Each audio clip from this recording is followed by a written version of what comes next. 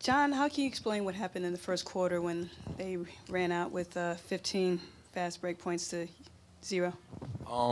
They just did a great job. When we took shots, we didn't do a great job of getting back, attacking the basket. They was leaking guys out, and our corner guys didn't do a great job getting back, or our guards or bigs didn't do a great job getting back, and they were just running out for layups and threes.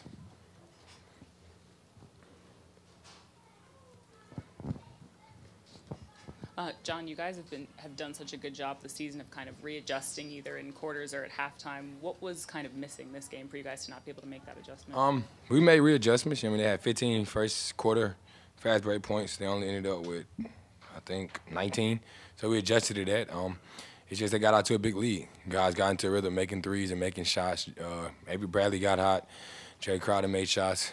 Al Horford was making shots, and it seemed like every time we would make a run, they was keeping the pedal to the metal, so we didn't do a great job of stopping their fast break points in the first quarter. Hey, John, Mark D'Amico, Celtics.com. Coach Brooks was just up here, and he said that he thought that a little bit of human nature might have crept in for you guys tonight, and you relaxed a little bit after winning the last 2 games. Why is it so difficult for teams to block that out and not allow that to affect them? For one, I really don't think we relaxed. I think they kind of surprised us. When we took shots, they were just leaking out and getting out. And they made adjustments. It's something they must have seen on the film, and they killed us with it in the first quarter. We kind of took their fast break points away from there, but guys was already into a rhythm and making shots. And kind of with our team, it happens throughout the season. You're tired of seeing it, but when we're not making shots, we kind of let it affect how we play defensively. And I think that's what happened tonight. Joseph Pavone, WEEI.com, Causeway Street Podcast. John, why is it so tough to play here in Boston, and what do you think are the kind of adjustments that your team needs to do in order to avoid going down so quickly in the first quarter, or going down by a lot? Well, this is the first time we went down the series here. I mean, we came in the first 2 games and took care of business in the first quarter, came out aggressive. Tonight we didn't do that. I give them credit, their coaching staff credit. They made adjustments and got out and got fast break points early. And there's something we have to look at on film and do a better job of that. But we've been into games. This is probably the only game we haven't been into in the series so far. Hey, John. Steve Belpat, Boston Herald.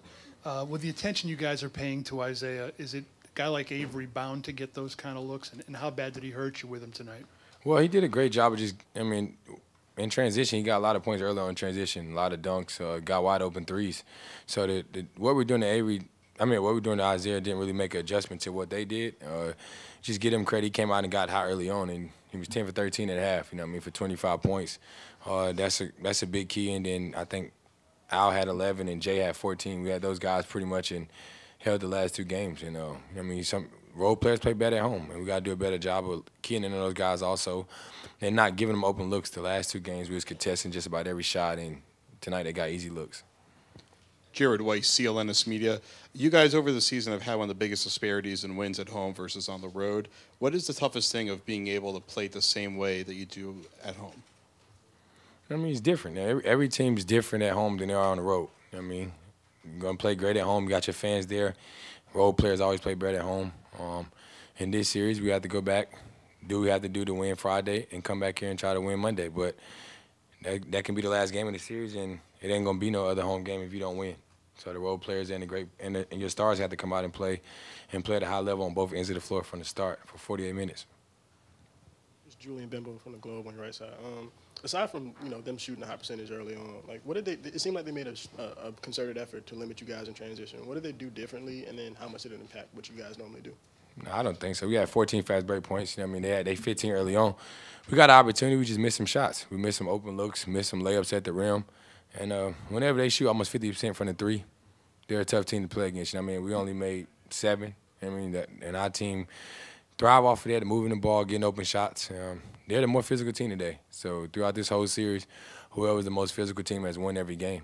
And like I talked about before we came here and played game 5, that you have to be the physical team if you want to win. And tonight, get them credit, they was the most physical team.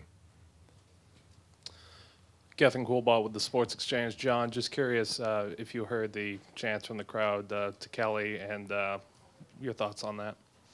They're going to do what they want to do. I think Kelly did a great job of handling it. He didn't let it bother him. He kept playing basketball. We told him what he was going to expect from the crowd. We didn't think those type of words. But all you can do is go out there and play basketball, and we as brothers, we stick behind him.